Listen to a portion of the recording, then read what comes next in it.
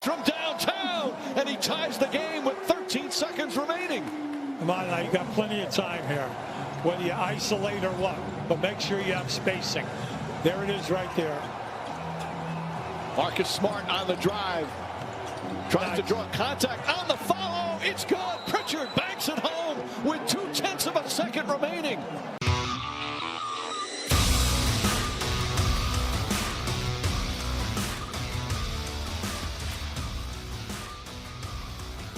What's going on, Runaway Nation? Jake Seymour here, joined with Kyle Baxter for another episode of the GRD Podcast. Welcome back to the podcast. It's episode 21, and we're going to break down this Miami game that we just watched. Time recording, it was like an hour after the game got out. But before we get into any of that, let's talk about our sponsor for this episode, BostonsBig3.com. Make sure you guys head over to BostonsBig3.com to get the latest merch from everything Boston sports and around the sports world. There's a bunch of different t-shirts and cool designs there, so make sure you go to BostonsBig3.com and make sure you guys look at our merch. So right now, let's talk about this Miami game from a couple nights ago. I thought this game was very, very interesting because we went into it saying that, Bam ate us up in the playoffs. He was dominant on us a lot, and, we kind of were exposed by that. Now we head into the matchup with Tristan Thompson, Rob Williams, and Tice, who have, Rob Williams obviously was taking a step up. Tice remains the same, and obviously the huge acquisition of Tristan Thompson. We went into the game, and I was excited for it, and it kind of proved, I felt like, although I think Bam still had a decent game, Tristan, I thought, played decent. I think Tice and Rob both played really well. And I was very pleased with the big man because that was the one thing I said before the game was that if you're going to beat this team, you got to win the big man battle. And I felt like we did that. Yeah, it's interesting because the Heat haven't been having a good year. I mean, at the time, they were 3-4 after that game. Not to discredit them because we did only beat them by 2 on 8 Miles game winner. But at the same time, I don't know, with Jimmy Butler's nagging ankle injury, it hasn't been the same Miami team. We talked about it a little bit where we said they definitely benefited from being in a bubble, and they definitely did because Bam only ended up with 15 and 8. So it was an interesting game. I don't think the box score reflects really the game that it actually was. I think the Celtics were definitely the better team, and they showed that, but unfortunately, the score was only winning by 2 on a game winner. Yeah, but let's talk about that game winner, though. Peyton Pritchard. What a heads-up play by the rookie. That was amazing. He was out on the three-point line, and, we'll just break down the play real quick. So, Tanner gets the ball, he inbounds it, and he's coming up to the left-hand quarter of the half court, crosses, and gets double-teamed, gets trapped in the corner. So, he finds Smart, and Smart, I believe, someone picked him up. I don't remember who. Oh, Duncan Robinson picked him up. So Duncan Robinson picks him up and Smart drives on him, which I saw that and I said, okay, it's Duncan Robinson, you should finish that. But then Bam came over, and I said, okay, Smart, you got to kick that out because Bam is one of the premier defenders in the league. You got to kick that out. And then all of a sudden, Tyler Hero, who was guarding Brown on the right wing, came over and committed to Smart. So now Smart had Duncan Robinson, Hero, and Bam all on him. And what did Smart do? He forced up a shot and flopped to try and get a call. Now, look, I know Smart does that a lot. I get it. That's one of his play styles. I get it.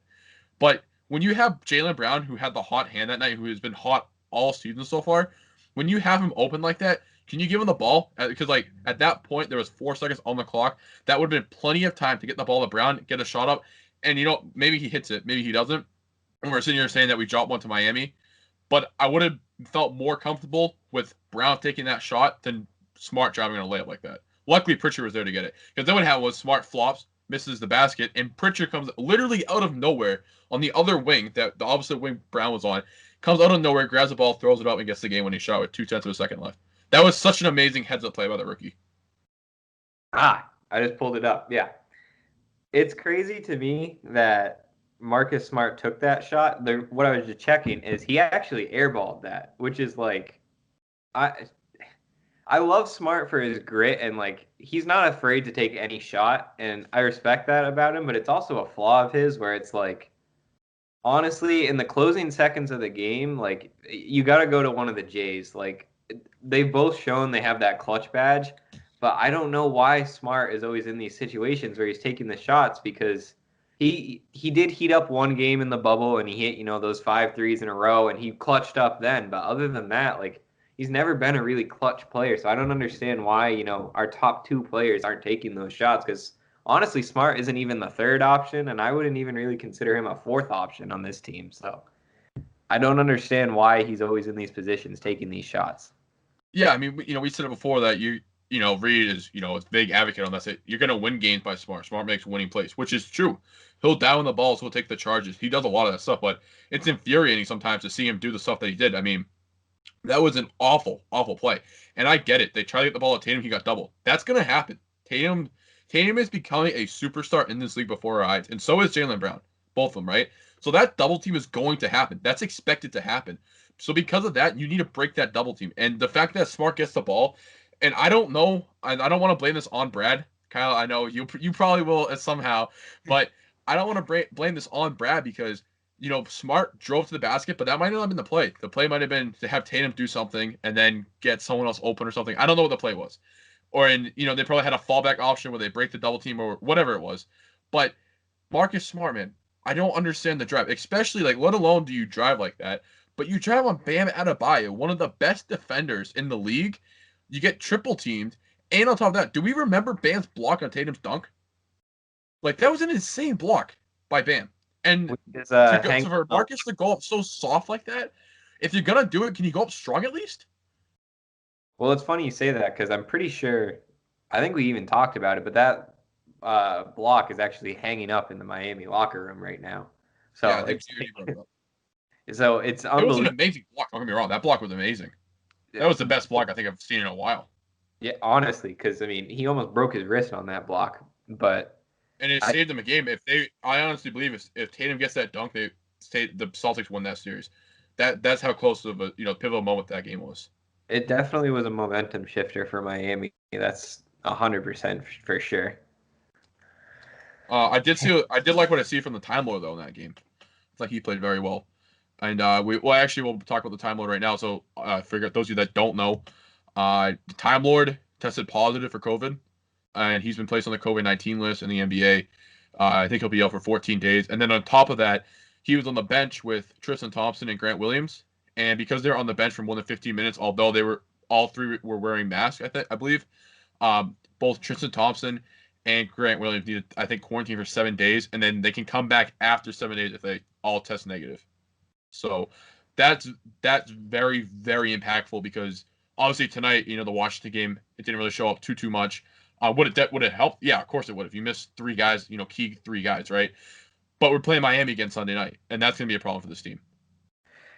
Yeah, I find it interesting that just because they were on the bench together, only those 3 had to quarantine. Because you would think more people would have to, but I don't know. I don't really know too much about the NBA's rules with it, but it definitely it was nice because having 3 of our big guys out, that only leaves Tice and Taco. I don't know why Scal was saying Semi Ojeleye should be our backup center tonight, but that, I like Semi as a forward, not a center. What do you mean? I would use Semi Ojeleye as a power forward. I don't know if I'd use him as a center. Yeah, well, no, Scal was saying, you should be our backup big man tonight, and it's like Scal. He's gonna. I mean, he had a point though. At that point, you don't have any big men really because Tice got the foul trouble when I think when he said it. So Semi, I mean, what are your options? Taco, and then who's after Taco? You know what I mean? You got to find someone else after that because Poirier. So I'll tell you that much. He's not even on the team anymore. That's what I'm saying. That little string bean is gone. So and his catch is obviously gone as well. Yeah, so, I mean, you were short at center tonight, and I don't think it really showed too much, because I think Taco he played decent, and we will get to that Washington game in a little bit, but the time was going to be missed because he was very, very impactful in that Miami game. I felt like. Yeah, he definitely makes a difference on the team. I hope that he gets his confidence up to where he doesn't have to think that he has to shoot 100% from the field all the time, because that was an issue with the bubble. I saw it a little bit the other night. It was the game before Miami versus the Pistons. So I think he's kind of getting rid of that, which is good, but we'll see. I mean, one of the things too I'll say about the Time Lord, I believe, was that Miami game. He got a block, and then someone got the rebound and kicked out someone, and they were running the floor. And Robert Williams was running the floor with them and got right up to the free throw line, top of the key, got the ball and dunked it. And I saw that, I was like, dude, if you do that 3 times a night, do you realize how impactful that is to this team? He plays with so much energy, and the fact that he can just block a shot like that and then run the floor, get the ball, and then dunk it. Like, that's amazing. Like, he could literally be one of the best centers in this league if he could just stay in the court. That's his biggest problem right now, is staying on the court. Yeah, and I don't know if I just haven't watched enough of Robert Williams, but from what I see is he's always trying, like, I think he can be caught out of position sometimes because it always looks like he's looking for that block, which I like that he's always trying to block it, but I think sometimes it just leaves him a little bit out of position. But I mean, the man's like, I think he's 6'8" with like a 40-inch vertical, so like I totally understand it, but it's just something that'll come with time. Yeah, and it's going to come with time, like you said, but I think a big part of it is that, I mean, he's entering his third or fourth season now, and he hasn't been on the court too much at all, if at all. So I actually don't think he's played a full year of games in the NBA, and he's been in the league for a couple of years now. And that's where that comes in, because he hasn't had that experience yet. And, that's a guy that if he had that experience and could stay in the court, that'd be awesome. I mean, even going back to when he was drafted, I mean, he literally got the nickname the Time Lord because he missed his flight because I think he slept in or lost track of time or something like that. Like, he missed the opening or his like jersey ceremony press conference with the team after he got drafted. Like, stuff like that is just like, dude, like, what are you doing? Yeah, because I think what it was is he slept in, or his alarm didn't go off one time for one of those things. Then he also missed a flight because he forgot like his wallet or something. Yeah, something like that. I mean, the other thing too that I find interesting with that, and Kyle, you brought it up, is that, Grant and Tristan, they have the quarantine because they were on the bench supposedly, but why doesn't everyone else have quarantine? And I heard a couple guys on Felger Maz, they were talking about it today, and this was a point that it kind of made sense that, why they could be quarantining is that they compared to the Patriots situation for those of you guys that don't know, Cam Newton, he tested positive, and then he went to Stephon Gilmore's house for dinner a couple days later before he knew he tested positive, and Gilmore ended up getting it. So is that a situation that Grant Williams, Robert Williams, and Tristan Thompson all had? Did Robert test positive, and then Tristan and Grant Williams were close contacts because they went out with each other outside of the facility? That's something that I don't know if they're hiding that because they don't want that to get out, or they don't want the media to spin that or whatever. But it's something very interesting to keep an eye on. Yeah, I don't know if it's like, I think it was the Broncos that like their 3 quarterbacks like tested positive or something, or they had to quarantine or something, where it's like, oh, the big men, like they're with each other, they're doing drills together, like that's why they're quarantined. I don't know if it's something like Taco that. didn't have to, and Tyson didn't have to. And I mean, you can say, well, Taco's not, That's fair. a core big man, right? But Tice is. So why didn't Tice have to quarantine? So that's why, like, and I kind of agreed with them when they said that. I'm like, there's something else to that. I mean, yeah, it could be the bench thing, but it just doesn't make sense. Because if you say it's 6 feet, there's going to be people behind Rob that was 6 feet to him. Not to mention he breathed on everyone when he was playing the other night. So I don't know how that really works out with COVID. It's just kind of confusing. Yeah, I was thinking about that during the game. Like, I think Peyton came and was like going to the bench, and some of the people on the bench had masks. But I was thinking, like, imagine like having to play a game and then come off to like take a rest and having to put one of those masks on. I mean, it would be brutal if you're an NBA athlete. Like, yeah, I don't know. They do it in the NFL, so props to them. That's the one thing. The NBA has been very good at the COVID situation and keeping it under control. But the one thing I've noticed, and I even said it in the bubble, that they don't wear masks on the bench. I never understood why. That's the other thing too, that they don't wear masks on the bench, and then they said that they were wearing masks on the bench. So like I've seen them not wear masks. So like, what's going on with that? Yeah, the whole thing's kind of confusing. I don't really understand it. Yeah, I mean, if they're dressed, they don't wear masks. If they're not dressed, they wear one. But circling back over to that Miami game real quick before we move on to the Washington game, I do want to talk about once again Pritchard's game winner and the aftermath of that shot. Obviously, so Pritchard got the shot, and Marcus Smart was furious after the shot went in. And I'm sure you guys have seen the clip. If not, I'll post it on the GRD Pod Instagram, so make sure you guys head over there to see it. Marcus Smart literally said, the mics picked it up. He literally said, what'd he say? Like, what the hell, man? Call the effing foul. God damn it. Or something like that. And it was something like he screamed at the ref, went over to the ref and started screaming at him. And I heard that, and I'm like, dude, what are you doing? Like, go back to the bench. You won the game. Pritchard got the game-winning shot at 2/10 of a second left on the clock. There's no reason to complain about fouls. Were there some missed calls? Yeah, of course there were. That's every game, Marcus. Live with it. Go. And then Tice was doing the same thing. But Tice, we'll talk about Tice. I mean, there's a war on Tice, right?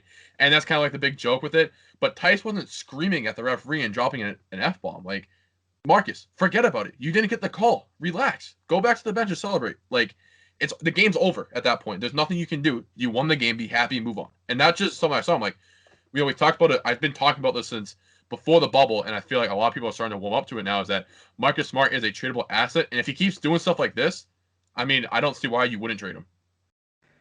Yeah, I totally agree. After last episode, it really got me thinking, like, if we could get, like, I don't really know what we need, because it remains to be seen with Tristan, like, if he's going to be, like, a valuable asset to the team or not, because some nights, he'll put up a double-double, and then other nights he'll put up, 0 points, 7 rebounds. So it's hard to see, but part of me wonders, too, if it's, I think Marcus Smart was drafted in 2014 out of Oklahoma, so with that, he's been on the team for 6-7 years now. Peyton Pritchard's coming in. It's his first year out of Oregon, and he's stealing the show. And after Marcus Smart last season got, like, a lot of hype, a lot of people thought he got snubbed for not even getting nominated for any defense player of the year. But with that, like, I got to wonder if, Peyton's kind of stealing the limelight a little bit, and maybe that's causing a little bit of issues between them. I don't know. I'm just saying. I mean, yeah, well, you can talk about it all day, but I don't know. It just rubbed me the wrong way. I felt like that wasn't winning basketball. I felt like that was selfish on Marcus' end. And like I said, I get it. You thought like there should have been a call, you're going to complain about it. But at that point in the game, there's 0.2 of a second left. You've won the game. There's no doubt that, like, it would be a miracle if Miami somehow did it. And, like, let alone win the game, but go to overtime, right? So I saw that. I'm like, I don't know. It just rubbed me the wrong way. And Marcus Smart, like we said, he's a great piece to this team, but there's something about him being the longest tenured player on the Celtics team and not being the best guy. There's something about that. I mean, obviously, look at the Warriors. I think Curry was the first one to come in that little dynasty, you could say, from the draft, because obviously Clay and Draymond and Harrison, they all followed afterwards. So Curry was the best guy, and he was the first one there. Smart was the first one there, but he's not the best. He's not the second best either. It's an argument that he's even the third best. He could slip between 4. Maybe 5 with last year when Gordon was there, but definitely 4 this year. So I look at that, and I think Marcus realizes this year a lot because he's taking less shots, and actually he's leading the Celtics in assists this year at 6.5 assists per game, which I didn't realize, but that's really good on his end. Marcus is realizing this year that Jason Tatum and Jaylen Brown, not only did they leapfrog him, they leapfrogged him by like 10. They're that much better than Marcus Smart this year. I think he's realizing that. And I don't know if it's starting to set in with him about jealousy, maybe, that these guys came in way after me and this is my team now. Like, Horford's gone, Kyrie's gone, Isaiah's gone. Those are the guys I played with, and now I'm like the veteran on the team now, and it's my team, but they get all the glory for it. And I think that's something that he's having a hard time dealing with. Yeah, I don't remember what his exact contract is, but everyone hypes Marcus Smart. He got Smart underpaid too. People forget about that because people wouldn't pick him up, so he didn't sign a max deal. I remember that. It was like I want to say it was a 4-year, $48 million or something, or 52.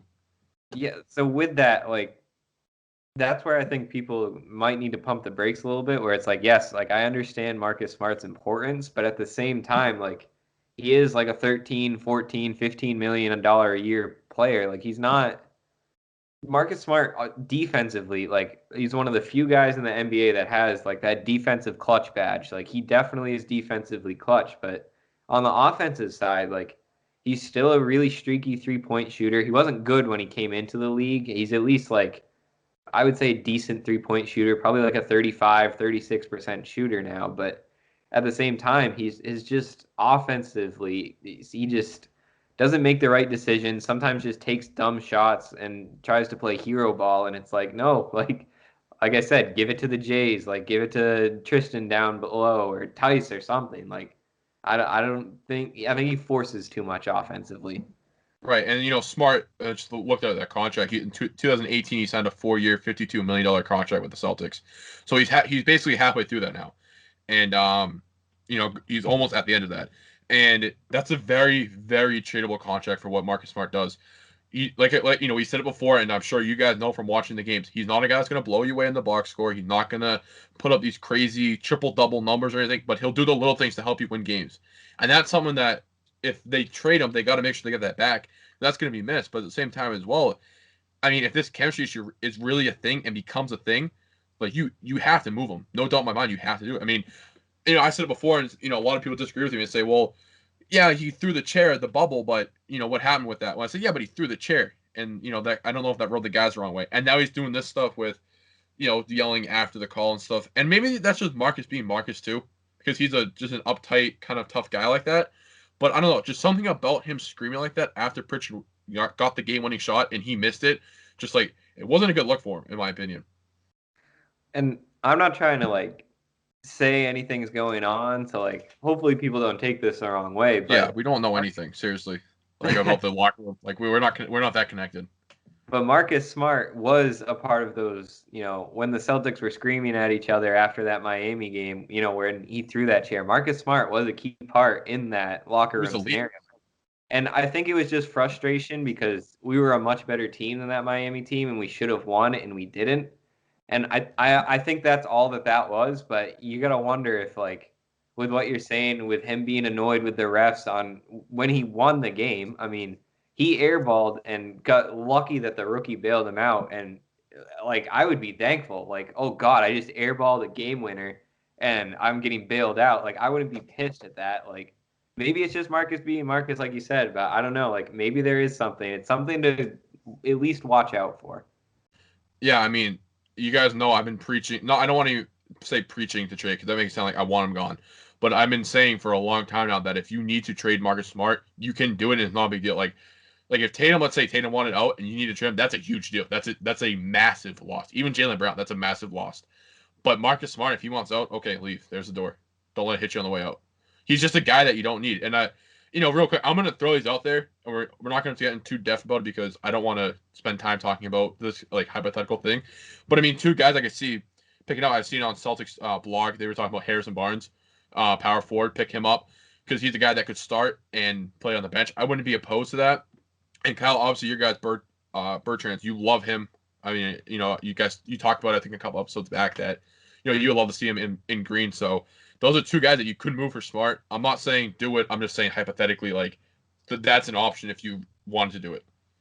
Yeah, I think the same where it's you package because we have a lot of depth at the center position with Rob really getting big. But like you said, not a lot of depth at the power forward position. It's not really any one person's job right now. So with that, I don't know, you throw in Marcus and a Tice and, something like that and maybe go for I don't think you really need a big name player because I think that would disrupt a lot of things, but maybe you do get someone that's going to be a really good 3-and-D guy, someone that you can rely on for getting bench points or I don't know, even a starter, but you don't really have to do too much. But if the right trade comes along with Marcus Smart's name in it, I think you pull the trigger. Yeah, and I think another big part of it too, and Barnes would bring this, is that I feel like you need championship or deep playoff experience from that if you do it, because that's something that they're not missing it as bad, but they're still missing. Obviously, Tristan Thompson, he won a ring with LeBron in 2016, and he's been to countless finals and deep playoff runs since then. But at the same time too, having more vets like that never hurts, especially if you have a young core that the Celtics have. Yeah, and before everyone flames me, if you want to call Jason Tatum a power forward, go for it. I mean, the dude's 6'10" now, but he's not more of a small 6'10". Yeah, remember that report? Oh my God, guy grew 2 inches and he's 22. Only Celtics fans would do that, I swear. But anyway, that's another story. That's another story for another day. But saying there's a position on the starting lineup that's up for grabs. Yeah, and I think Tatum is more. I mean, it's funny because when Brown came into the league, he was seen as a small forward that could play the guard if he wanted to. And now, fast forward, 5 years into his career, and you realize actually, he's not really a small forward. He's actually a really good guard. And Tatum, I feel like, can play the 3 and the 4, pretty, respectively pretty well. And I feel like he was only playing the 4 when Hayward was there because he was lengthier and bigger. Now that Hayward isn't there, I feel like Tatum's taking more of that 3 position role over again. And I think the 4 is where you really need to improve. But either way, like you said, Kyle, it wouldn't be bad to get another spot at any of those. Yeah. But Marcus, we do love you, so we won't harp on it too much. We've given it 10 minutes already, so. Yeah, we did hop on it for a little bit.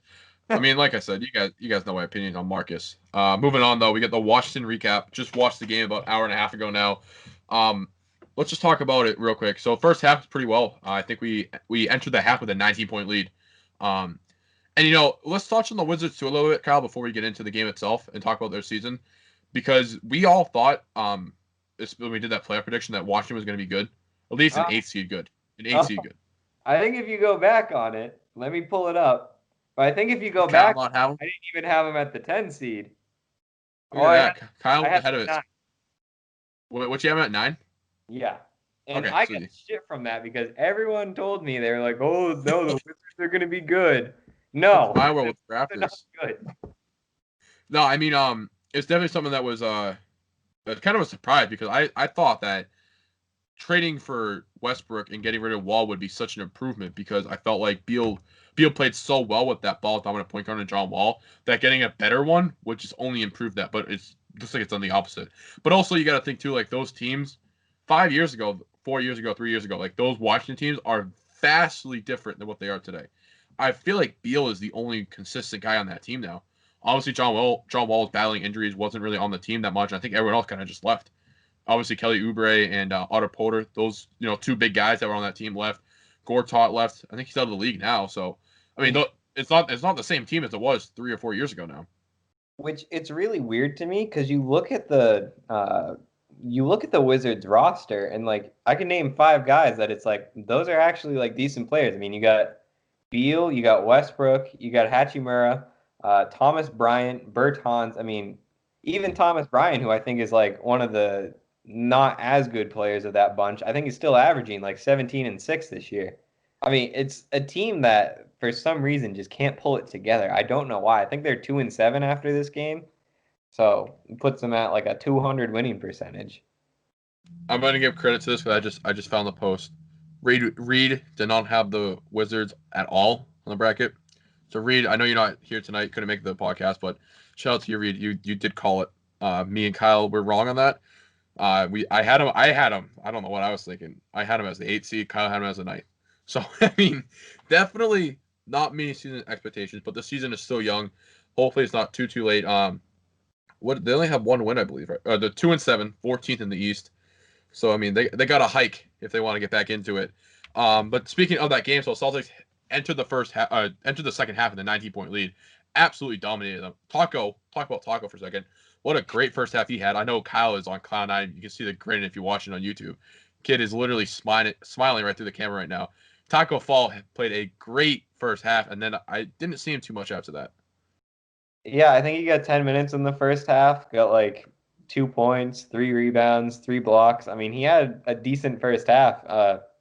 It's hard because, I mean, the guy's so big. I don't think the Celtics really have many plays for him because he's not really a main part of the offense.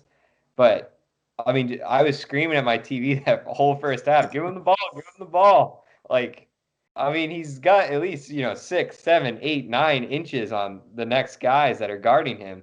Like, it's weird for a 7-footer to actually have to look up to someone at like Taco, who's 7'6", I think, with shoes on. So I don't know why they don't give him the ball more, but I was happy to at least see him getting minutes. And I think, honestly, in the next couple games, since the 3 main guys are going to have to be out 7 days, you might see Taco. This might be his time to shine. Like, Taco might have his breakthrough right now.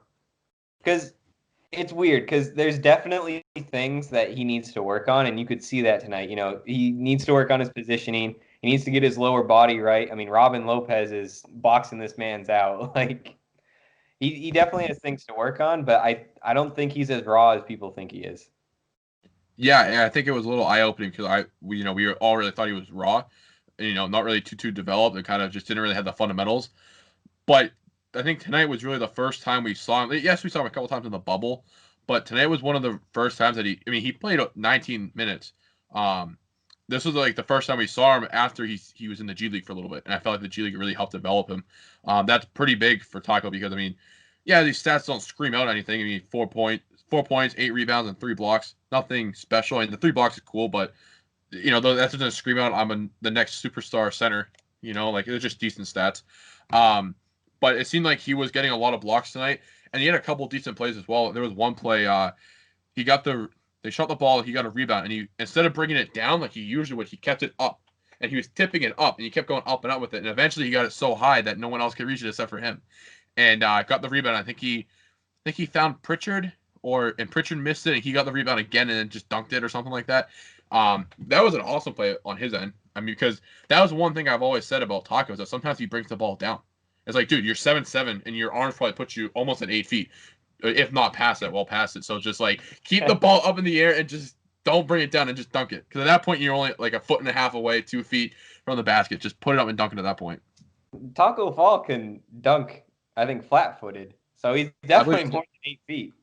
Yeah, I mean, it's so funny seeing that. There's a couple of times like he goes to dunk, and it looks like in like 2K when you just have like a stupidly tall character and he just like barely jumps, and like they don't know how to do the animation for it. Like it looked like it's just so funny seeing this guy like who's so tall just like put no effort into dunking. Sometimes it's the funniest thing ever, because like you see like guys like LeBron, and like LeBron's like, he's a big guy, obviously built, he's tall, and when he gets up, he gets up. And Taco, when he gets up, he doesn't get up, but he's going like just as high as LeBron. Yeah, it's fun. Well, yeah. I mean, Taco's got, I think, 10 inches on LeBron, so Like that. That is insane. There's definitely things he has to work on, but I don't think it's anything that with time and like actually not just, oh yeah, he's been practicing with the Celtics. No, like give Taco time, like actually in games, and I think he learns from these mistakes, just like Robert Williams did. Speaking of 2K though, it's funny because you said that. And what I've been thinking is, I think Peyton Pritchard is literally like, I think we're all in a simulation, and Peyton Pritchard is playing my career mode. Because, I mean, that kid is having a phenomenal rookie season, and I would not be surprised, honestly, if he wins Rookie of the Year, because he has just been playing out of his mind. Yeah, I mean, some of the times, like, his stats don't scream out, I'm a Rookie of the Year candidate, but if you actually sit there and you watch the games, he makes a lot of good plays. I mean, obviously the game winner the other night, but he only had 6 points. So if you look at the box score, you wouldn't see anything unless if you know he had the game winner. And then tonight he also has some great plays. I mean, how many times have you seen this year? And it's been 9-10 games. He's like crossed up a defender or created space off his dribble and step back. And I think you got to give him credit because he came from Oregon, which again, not the biggest school in the NBA. Doesn't provide a lot of like superstar NBA athletes, but he was there for 4 seasons, played 4 years. Well, almost 4 years. Obviously, COVID kind of cut it short, but he was a 4-year seasoned athlete there, and I felt like that really helped him hone his skills, so he's ready to play in the NBA. Yeah, I've always thought that because it's hard unless you're like a Zion or like a James Wiseman. Like I've never really been a fan of like the one and done, because honestly, I think like if you stay in college a little longer, like you can develop those skills and be more NBA ready. But with that, I mean, I don't understand how he's doing it, but he's just always in the right spot. Like you can see him.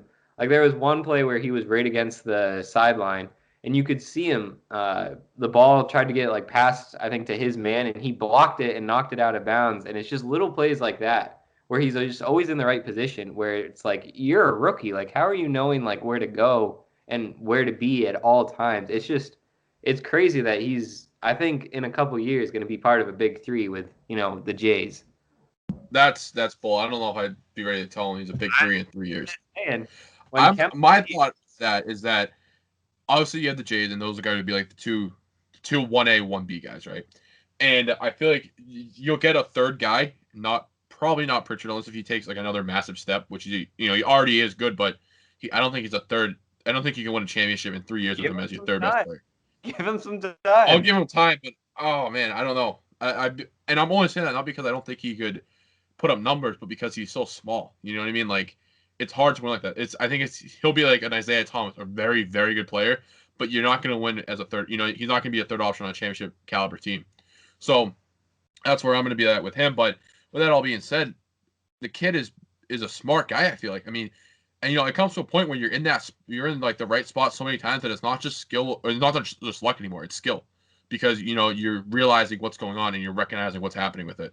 And that's something that you can't teach. That's something that he just picks up on his own, and that's amazing. And I think it just goes back to, him being at Oregon for 4 years. I mean, stuff like that is just hard to teach and hard to do in the NBA, and he's doing it with ease. Well, like realistically, like that play he had before halftime where he stole the ball, cut between 2 defenders, Oh, that was goes amazing. and gets fouled. Honestly, like, how many rookies do you see doing that? Let alone rookies. Let's just talk about how many NBA players do that. Because I There's a feel like handful. honestly that's something underrated for him. Like his burst, like I did not realize how fast Peyton Guy's Pritchard. fast. I mean, I know they call. I mean, I will never call him Fast PP, but I know some people do. I just we'll spend a second to talk about his nickname. His nickname is 8 Mile, or just it's 8 Mile. That's just what it is. So can we stop calling him Fast PP? I don't want to refer to another man as that. Abby Chim tried to call him Super P tonight, and I was like, I don't even understand that one. But I'm definitely not calling him Super P. I'm not calling another man Super P or Fast PP. That's for sure. But 8 Mile. He's gonna be. I think he'll be special. I'm very, very interested to see where this kid develops. And the other thing too, while we're on the nickname thing, we're all, and don't get me wrong, I've done it too. I'm not gonna say I haven't. We're jumping so much hype with this kid. We're already giving him a nickname. The kid's played 10 games and he already has a nickname. And there's a debate on what his nickname is. You know how long it took Paul Pierce to get his nickname? For Christ's sake, Jason Tatum doesn't even have a nickname yet. I mean, like, yes, he goes by JT, but that's his like initials. And we really call that a nickname. I mean, I know KG goes by KG, but like, again, those are his initials. Like he also goes by the big ticket. I feel like some players, just don't get it. Like a perfect example would be Larry Bird. Like everyone knows him as Larry Bird. I think his nickname officially was like the Hick from French Lick or something like that. How about Larry Legend? That was a one for him. Oh, yeah, but I mean, I don't feel like I don't know. It's not like a nickname like Andre Karolinko. No one called him Andre Karolinko. Yeah, they called him AK-47. Yeah. All right, that's a good point. So would you say like nobody really referred to Paul Pierce as the Truth? Like they did in a sense, but they wouldn't say like you wouldn't walk in the room and be like, "Yo, what's up, Truth?" Yeah, so that's why I think like I don't know. Peyton just seems like he's one of those guys where it's like he's just a nickname guy, like He's just a lucky guy that gets a nickname. Well, I don't think it's anything like that. I think it's just he's just someone that I think he's honestly a team favorite. I mean, they're all seeing videos of him and cracking shots at him, but like in a good way. It's great. Like I love. He's like the freshman that made the varsity team. The freshman, right. And like everyone loves him about that. And the other thing too I find so funny is that after he hit the game when he shot Miami, he was on the bench like laughing with the teammates, and I was like, that is awesome. Like if it was like a veteran, like a Tatum's not really a vet yet, but like if Marcus Smart was doing that, or like Jaylen Brown, or any other veteran, I'd be like, what are you doing? But like because it's a rookie, I'm okay with it because once again, he's a rookie. But it is funny that like that this guy's a rookie, and like I'm trying to put this into perspective, but because he's a rookie, he's 22 years old, and he's like 60. I think it's 60 days older than Jason Tatum. So like Jason Tatum's already signed his max contract, and he's younger than Peyton Pritchard, who just came in the league. Like I mean, I'm just trying to don't get on the he's 21, 19, what that whole hype train again, but like just like that's kind of amazing if you look at it like that. Like he's already this good, and he's younger than some rookies coming in the league. Yeah, I don't care how old Jason Tatum actually is. He will always be 20 to me. Yeah. But again, we got to go back to this Washington game to talk about the second half because that's when things really got interesting.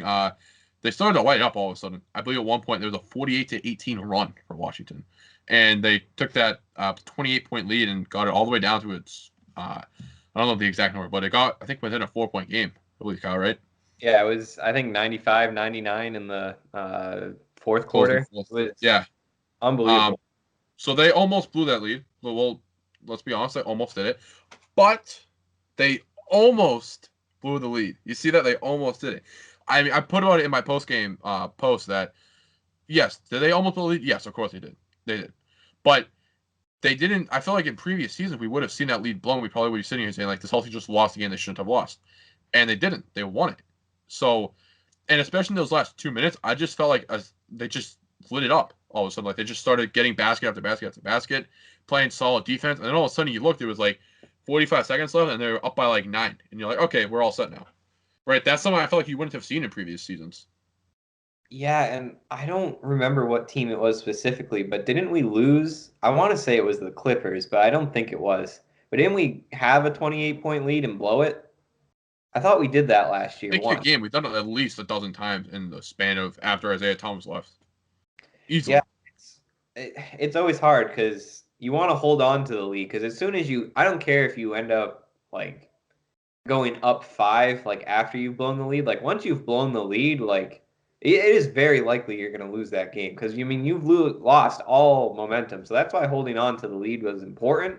I'm glad they did, but I mean, I did say a couple episodes ago, when you got Brad Stevens as a coach, you are in every game. The 2-7 Wizards almost came all the way back from down 28. You know what's funny is that like when Isaiah was on the team, I don't remember saying, "Oh my God, they're gonna blow this lead" at all, because I think Isaiah, I mean, obviously his nickname was the King of the Fourth. Like I just don't remember him. I don't remember those teams blowing any leads like that, and I feel like it's something new. I mean, I feel like with the when Kyrie came in, I don't want to say Kyrie brought it in because that's not right for Kyrie at all. I mean, as much as people crap on him, I mean, that's not right to say that, but it's kind of like once Kyrie's first team came in, and it was Jason Tatum's rookie year. That's when you started to see the leads being blown, and now that's been 3 years of that.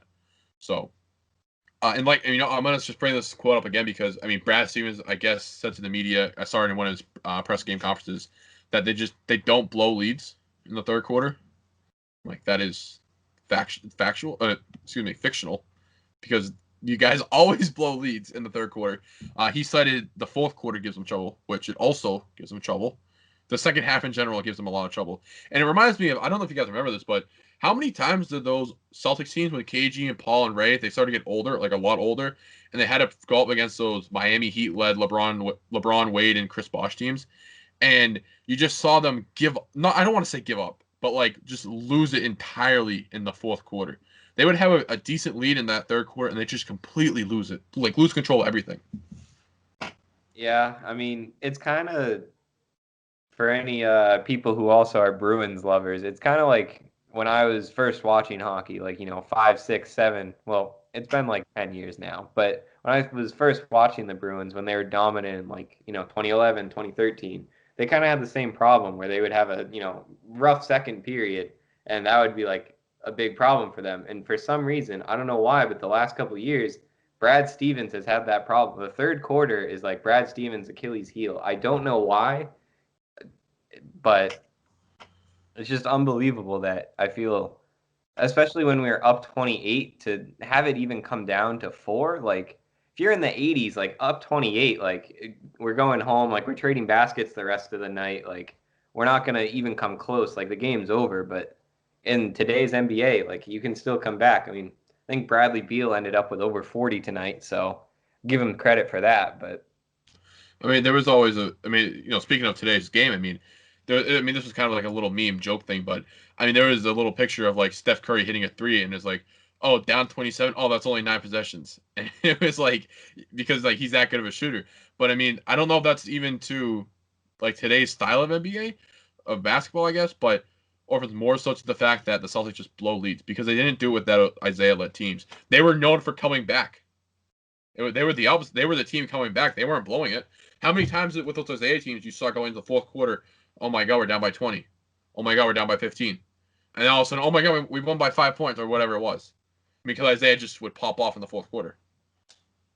Yeah, I don't know. Isaiah, he was special, but he was very everyone special. wants him back, but I don't know if I would take him back right now. I wouldn't take him back. Does he have a special place in my heart as one of my favorite Celtics? Not of all time, but in who I've seen to watch. Yes, of course. He was probably one of the best players that I think all of us, with the exception of GRD on this podcast, have seen in our lifetime. Definitely a top 10 in that respect. But with that being said, I mean, he's just like that kind of player at that age. They don't age well at all. That's a huge, huge, huge thing with Isaiah, is that no matter how good he was, no matter how many times he got to the basket, with those hip problems and with those, with his height and everything about it, he's just not going to win again. And I hope he gets on the team, but I don't see him playing another NBA game. Yeah, he still is a free agent, which is awful because he was balling last year. Yeah, I got to give credit to Danny for that one on pulling the trigger. And even though it was only 2 years, like we did have Kyrie Irving, like, so give him credit for making nothing. it would basically you gave up Kyrie, or you gave up Isaiah Thomas, Jay Crowder, Ante Zizic, and Colin Sexton for Kyrie Irving. 2 years of Kyrie Irving. Is it worth it? I don't know. I think you learned a lot though with that Kyrie team. That whole situation is just like, you think about it, it's just crazy. I mean, we'll spend like wrap it up on this, but like that whole situation. I mean, imagine like Gordon Hayward came in, thought he was going to be playing with Isaiah Thomas. A month later, Isaiah gets shipped out. So as with Jay Crowder, now all of a sudden you have Kyrie Irving coming in with Gordon Hayward and Horford, who was supposed to be that big three.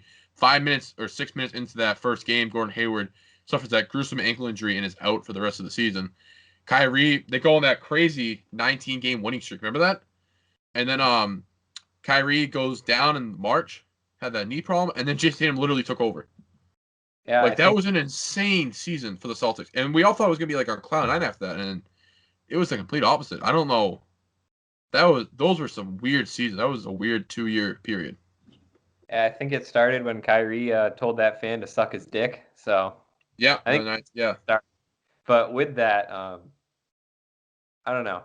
Obviously, we're just kind of shooting the shit at this point. But I am very happy that we had Kyrie, because with that, and it's weird because I'm happy because then when he actually got injured is like kind of where Jason Tatum blossomed into the budding superstar that he is. So I am fortunate that we did have Kyrie. And honestly, it's because he did get injured and gave Jason Tatum that dunk on LeBron in Game 7. So right. I mean, it's just interesting. Like I bring that up for like extent of the time, but I just find that period, the last 5 seasons, it's just interesting to see where we happen. I mean, like 2021 right now. If you go back 5 seasons, I mean, the team was completely different. Completely different. I mean, 5 years ago, I think we were looking at, say 2016. You were looking at Anthony Davis, Jimmy Butler. I think Kawhi was being thrown around a little bit at the time. PG-13 when he was in Indiana. Like, the league has changed so much in 5 years. Yeah, because that was, I think, 2016, 2017. Would that be 20? Lob City was still a thing at that point too. CP3, DeAndre, and Blake. Because this is LeBron's 3rd year in LA, right? Yeah. Yeah. So LeBron was almost on his way out from Cleveland. So it was an interesting time for the Celtics. That's for sure. It was an interesting decade for basketball, and I think that's where we're gonna leave this episode at. It's just the last decade of basketball was very interesting, not only for the Boston Celtics, but for the NBA in general. Very, very interesting. But the Celtics look like they have a lot of promise. So we'll see where they go. Promise. Guys, that has been episode 21 of the GRD Podcast. Make sure you guys head over to bostonbig3.com to check out some new merch that we dropped, and we'll catch you guys next week.